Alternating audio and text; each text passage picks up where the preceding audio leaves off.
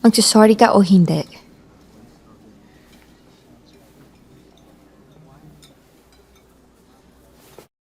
Zoe! Mag-sorry ka na sa lahat na ginawa mo sa akin simula ng bata pa tayo para matapos na to! Mag-sorry ka na! Mag-sorry ka na, please! Para naman palengkera yan. Napakaskandalosa. Ganda pa naman. I'm sorry. I'm sorry.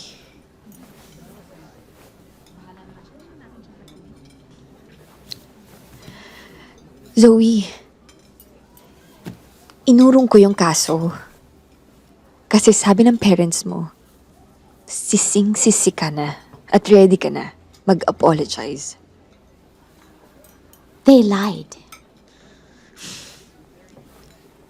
Itutuloy namin yung kaso. Okay. I'm going to get the best lawyers. I'm going to use all my connections so that the case drags on and on hanggang sa wala na kayong pambayad sa abogado nyo. Yan ba ang gusto mo? Ang gusto ko lang mag-sorry ka.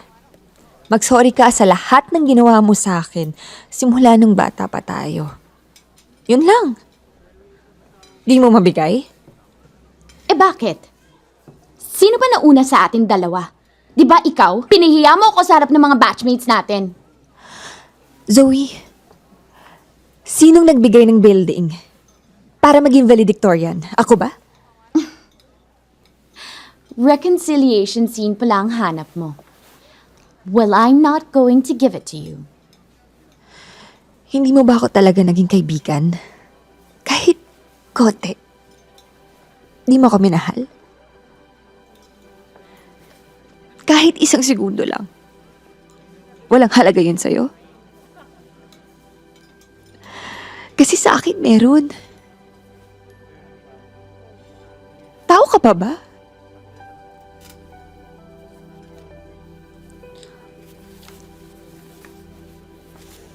Take this as a gift. Para maalala mo kung hanggang saan umabot yung kademonyahan mo.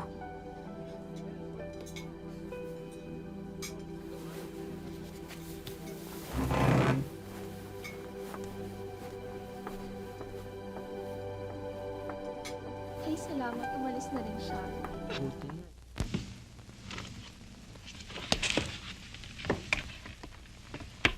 Come on, Ira. Relax. Kayang-kaya mo yan. First time ko lang ho kasi, sir. You'll be terrific. Maganda ang trabaho mo. Siguradong magugustuhan yan ni Miss Benitez. She has an eye for good art. You know, Miss Benitez is the sole owner of this company. Bihira yung pumunta rito. Para dumalaw yan at makita lang ang presentation mo is a good sign that she's interested in you, in your work. Good morning, ma'am. Morning, ma'am. Morning, ma'am. Good morning.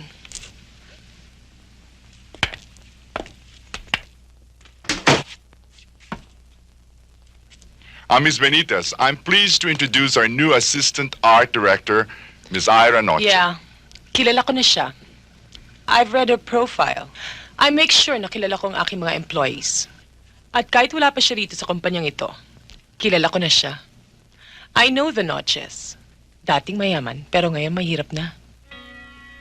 Oh, anong gagawin natin ngayon dito? Magtititigan?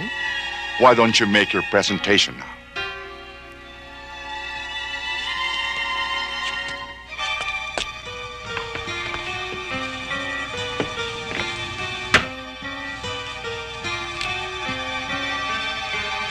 Good morning, Miss Benitez. Ladies and gentlemen of the board, I'm here to present a new storyboard for Extra Bar's advertising camp. Is that your work? Yes, Miss Benitez.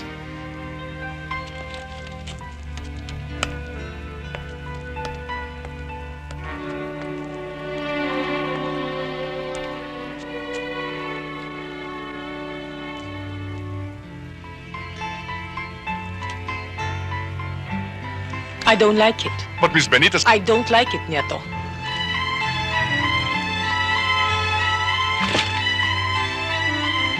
Kayo, gusto mo ba to?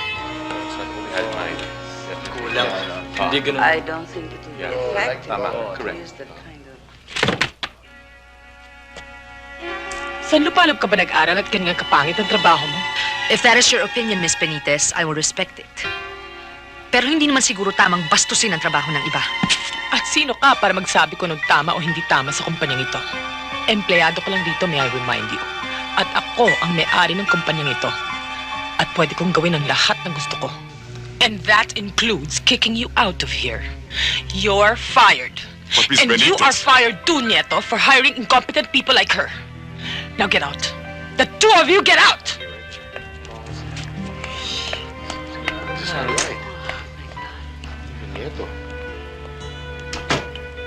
The meeting is adjourned. Get out. All of you get out! Get out! Alam ko ginagawa ko kaya huwag mo akong pakikialaman. Gahanap ka lang yata ng bisyo mo eh. Umuwi ka na lang. Pero bumabagal ang patrabaho at halos lahat ng trabahador gusto nang umalis dahil sa pakita mo. Dahil din sa pamamalakad mo. Pareho lang tayong dalawa kaya huwag mo akong pakikialaman. Wala tayong sisihan. May nabugadong...